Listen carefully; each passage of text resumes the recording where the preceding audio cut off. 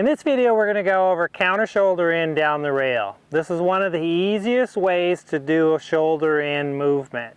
And shoulder in and counter shoulder in are the same movement. The only difference is shoulder in is bringing the shoulder to the inside and counter shoulder in is bringing to the outside. So counter shoulder in down the rail is the easy place to start.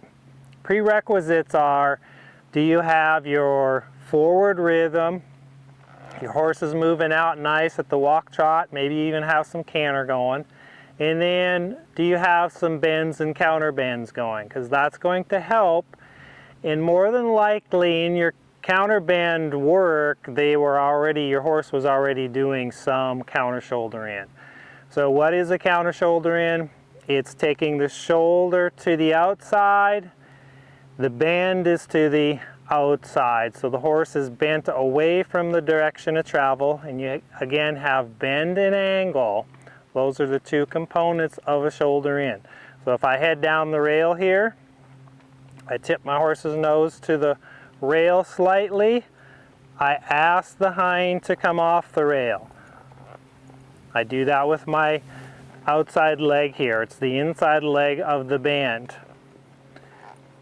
And then we head on down the rail. I want to keep, ideally, can I keep the shoulders the same distance from the rail? And there's two ways of putting your horse into a shoulder in. You can either move the shoulders over or you can move the hind in. It's easier to move the hind in, so that's what we're doing right now. So as I head down the rail, there's really four parts to the shoulder in. The first is rotating my shoulder. Can I rotate my shoulders in the same rotation I want her shoulders? Second thing is I'm going to shift my weight slightly off into the direction of travel. Third thing is I'm going to come on with my leg, the leg between the rail and the horse, and I'm asking her to step up and over. And the fourth thing would be is if I need to, I can use a little bit of crop. Once my horse gets it, I'll allow her to go straight ahead. So I'll go straight ahead to the corner here, and then I'll do it again. And I'm going to put my crop in the hand that my leg's active on.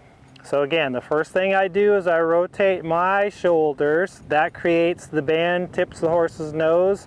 I shift my weight slightly off in the direction I'm going. I come on with my outside leg, which is the inside leg of the bend, and then I use my whip if I need to. And I just ask her, and as soon as she's pretty nice, then I go. Now ideally, if we can get in time with the horse's inside hind leg, it's the inside of the bend again. So as she's picking up this hind leg, can I activate my calf to say step it over? So my cues are I rotate my shoulders, I shift my weight slightly, come on with my leg. And can I activate the leg when the foot is leaving the ground? And that is when my hip, so my right hip, when it's at the lowest point, that means her right foot, right hind, is leaving the ground. So that tells me when I can activate to do a shoulder in, to ask her to step up and over. The reason why we're shifting our weight slightly in the direction of travel is we want her to engage the outside hind, the inside hind of the bend, but the outside to the arena. We want her to activate that and step up and underneath. So we want to bring our weight slightly off of that hind leg, and then we can activate when it's leaving the ground, because when the foot hits the ground, it has to go through the walk cycle before it picks up again, before you can do anything with it. So activate when the foot's leaving, and that's when your hip's at the lowest point. And this is nice here. So she really got soft, so I allow her and just go forward. So do that a number of times, one direction, and then you can allow them to stretch and lengthen. And actually in the beginning, every time the horse gives you a nice shoulder in or gives you something better, just allow them to stretch down. Give them that, then pick them back up and say, okay, let's do another counter shoulder in. And so now we're going this way, so I rotate my shoulders to the rail. That tips the head and neck. And then I shift my weight, and then I can come on with a little leg, a little left leg, the leg between the rail and the horse. And this is nice. I didn't have to use any whip. Now I'm going to halt here. A big key here is the outside rein.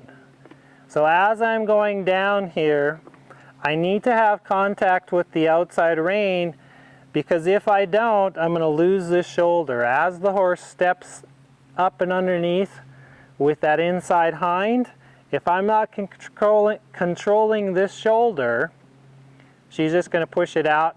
She's not going to engage that hind. She's either just going to go straight ahead or it's just going to kind of go sideways. So the outside rein here is really important, and the inside rein creates the bend, but don't use the inside rein to move the hind end over, which is really a common mistake a lot of us do, is we want to use the rein to get the hind end to move. And that's where, once your horse is really in tune with you, just you rotating your shoulders is enough to get that bend in the horse's head and neck. And then I can come on, shift my weight slightly, and a little leg to say, let's do a counter shoulder in. So I'm rotating, shift my weight, and little leg, activating it when the horse picks up and when that hind is leaving the ground, so I can do something with it. Now you can have, there's really two positions in the counter shoulder in. You can have 3-track or you can have 4-track. 3-track is kind of dubbed the ideal, but some horses a 4-track is what's best for them.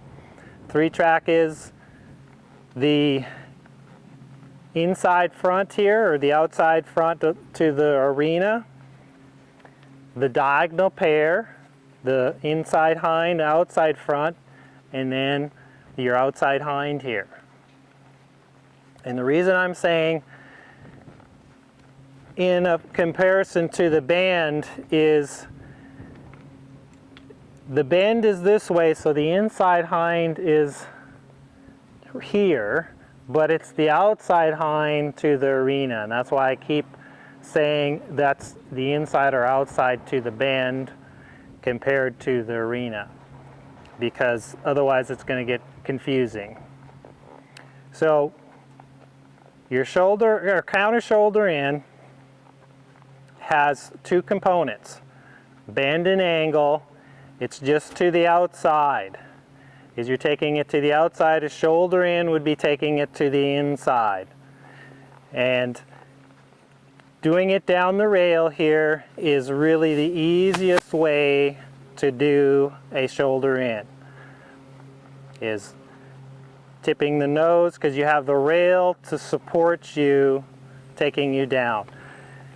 And this can be done at the walk trot, and usually you don't do that at the canter, but sometimes you might do it as just a suppling type of exercise at the canter, but very rarely. So it's mostly done at the walk and trot, getting them to really supple up and engage and use themselves. So that's counter shoulder in, down the rail. Let us know what you think. Leave some comments below, and thanks for watching.